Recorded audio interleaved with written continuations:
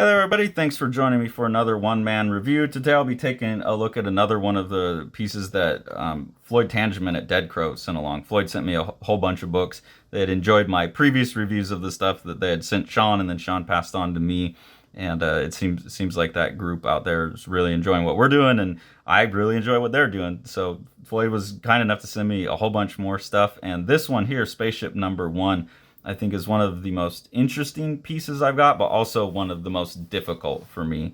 And this one, what I really like about it is it's 100% collaborative. Like, this is a bunch of artists passing things back and forth, whether it be making a story and then passing it on for someone else to do the next chapter, or even a lot of the pieces will tell you two or three artists. And I imagine that there's, like, because these are coming from the Bay Area, that there's a co-op nature to this. Maybe they have a place that they meet. Maybe it's a coffee shop. Maybe they actually have a co-op building. There's a lot of co-op kind of, I don't want to call them squat buildings, but a lot of, like, where youth come together and get these art studios and stuff. There was one of these things that burned down a while ago, one of these co-op studio squat in a warehouse type of things, and it burnt down and took some people out with it, which was a really sad moment in the Bay Area art scene.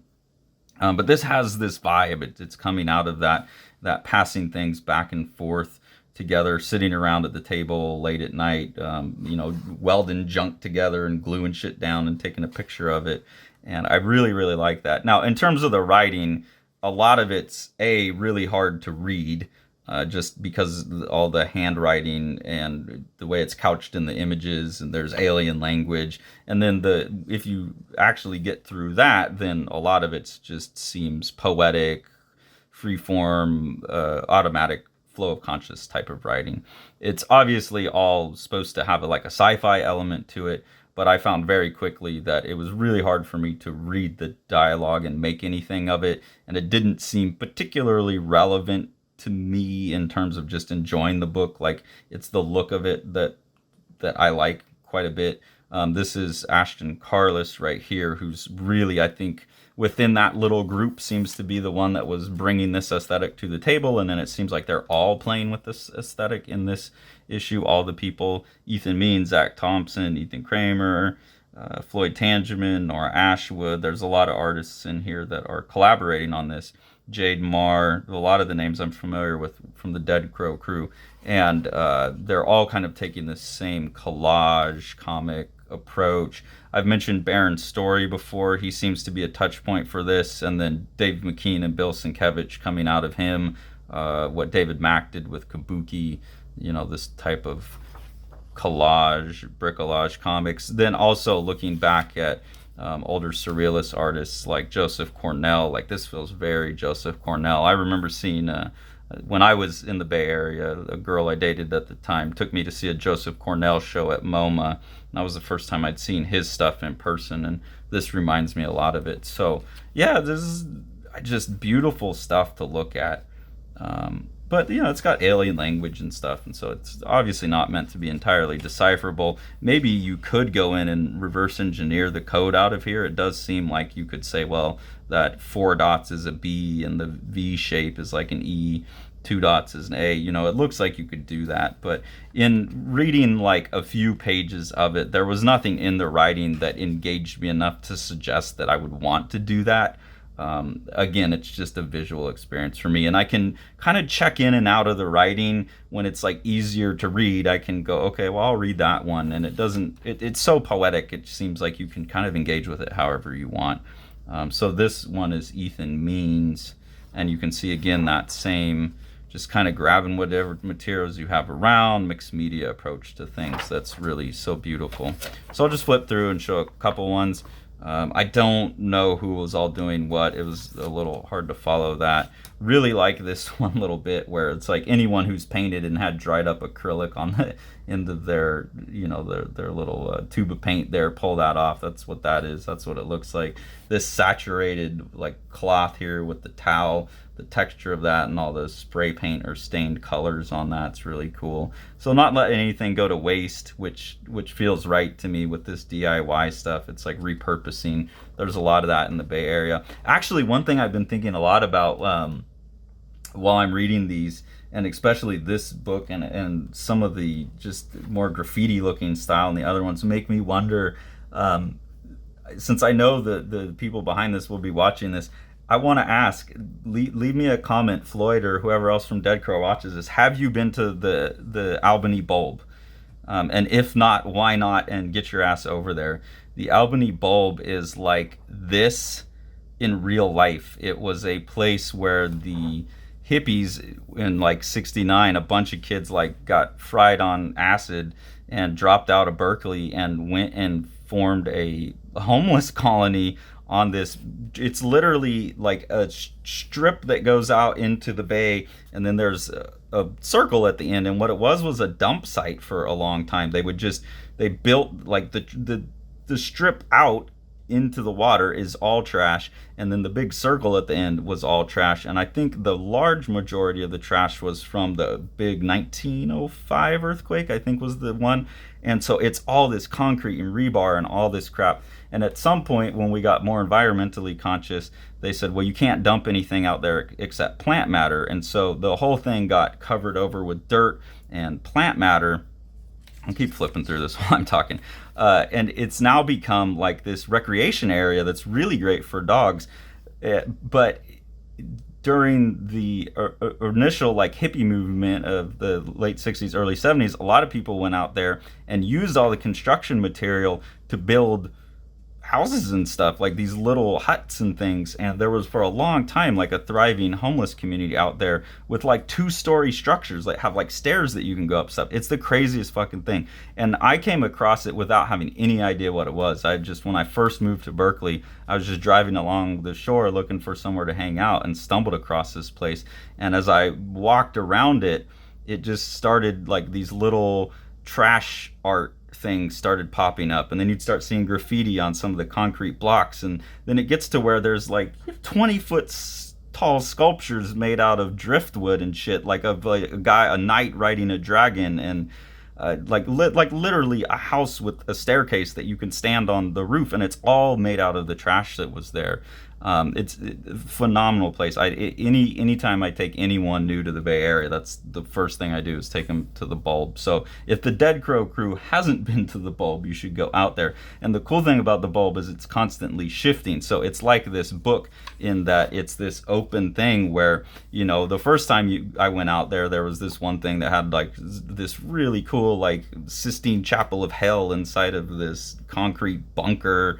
And the next time I went out there, the cool, amazing thing like got painted over with shitty spray paint and just graffiti. And then you go out there again and someone's changed it again. And so it's constantly shifting, but you'll see these things you love and then they get destroyed and replaced with something you hate and then replaced again. The first time I went out there, there was a series of, like 30 paintings huge paintings on these rotting pieces of wood, and they're obviously new. And then you go out a year later and the acrylic's all flaking off because it's out in the weather, and now they're totally gone. So it's like this in a book. It's this really collaborative thing out there. So I really hope this crew has been out there. If you guys haven't, you absolutely have to go to the Albany Bulb. It's also really cool. It's the only place in the Bay Area I know that you can have dogs off leash as well. So that's pretty awesome. I really like this page. I have no idea who did these, but it feels a little bit same aesthetic as everyone else, but brighter, like happier. So that was a cool interjection. Just the same approach, but different end result. Little plastic binder things here, paper clips, all the string.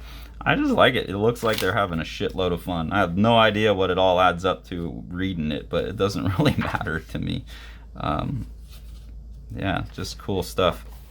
And then on the back here, there's a statement that I don't know if this is all written by Floyd or if this is a quote from somewhere here, but I believe this is all written by Floyd. It cauterizes the spasms of the soul into a pure spherical mirror, a vessel for the expanding nature of the mind, but like a marble dislodged from your mind's eye. Because what are we if not trapped inside the universes we create, that create ourselves?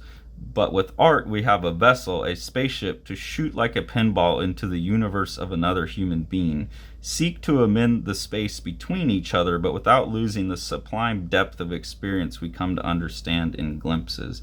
And that's one of those things where it's like the more time I spend with this crew, and especially Floyd being a through line, it does have that like verging on schizophrenic, but also pure spiritual revelation kind of behind it. I'm not, by saying verging on schizophrenic, I'm not trying to be dismissive. It's that like intensity of this download of thoughts from somewhere else that I've had at moments in my life, but they seem to be able to maintain this like as a constant art thing, which I cannot imagine. But it seems like you got to be whipped up in this state almost to download this stuff. But this one really struck me because after our working with Luciano Floridi on the issue of Abolition of Man that we did, and talking with Luciano, and then rereading that essay after some of the things that Tori and I have been going through with the long COVID, her having long COVID.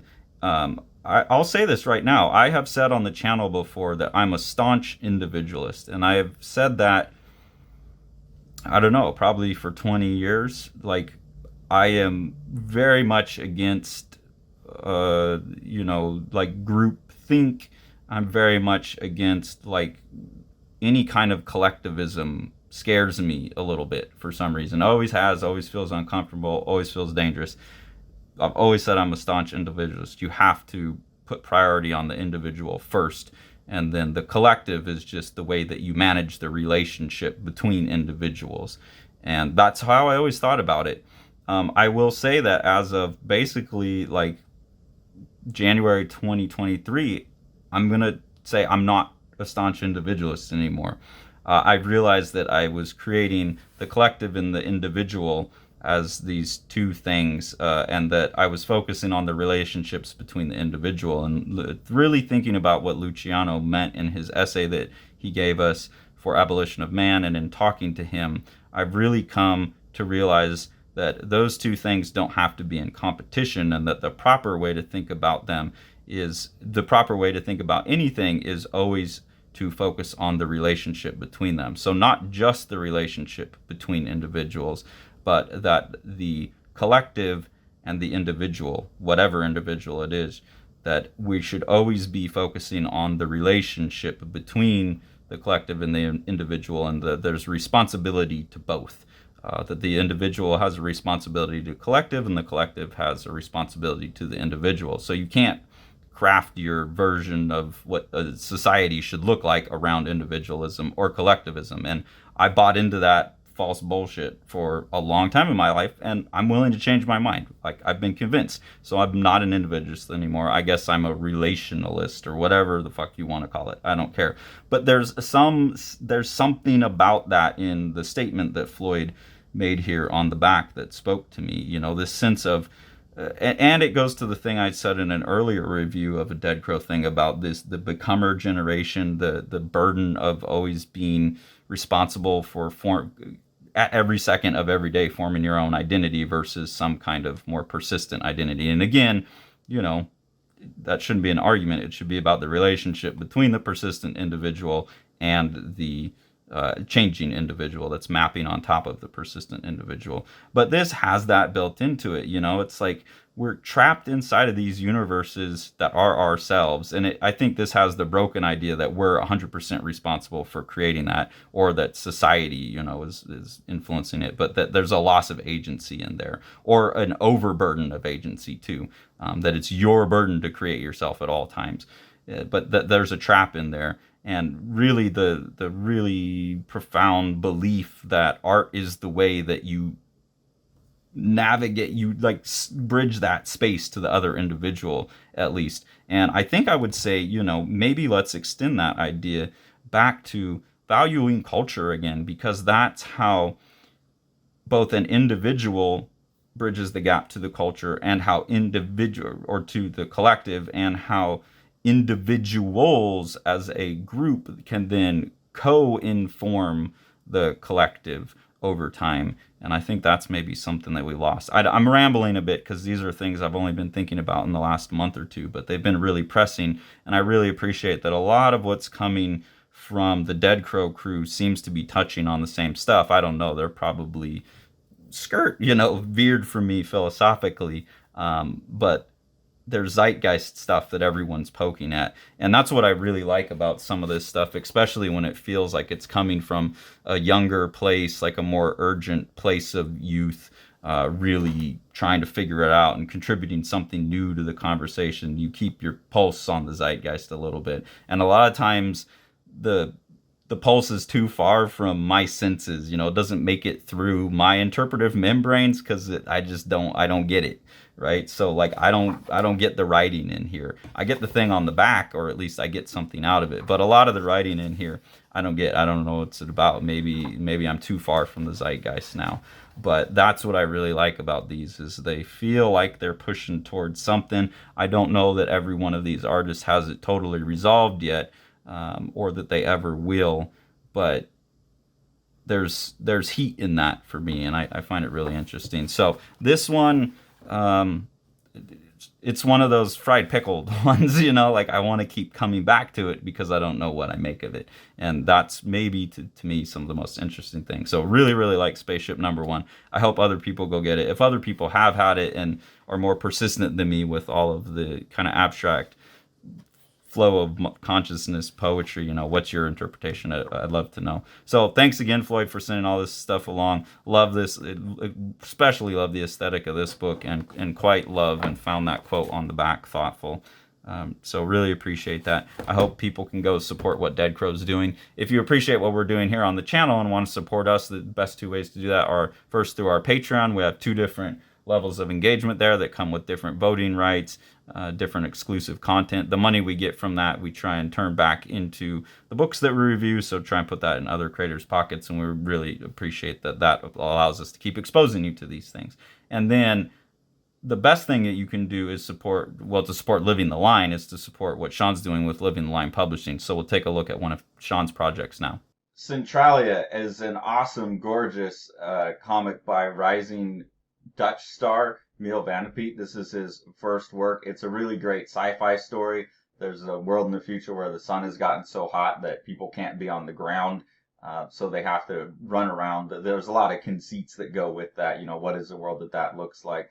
And I think you can see by the art that Sean's description of this book as like a Moebius for young adults, a YA Moebius, is a really great description of this really gorgeous and like wild, wacky, fun book. Thanks for following along. Take it away, Jack. You want to see all these books? Smash that subscribe button and the like button and the bell, and then you get them.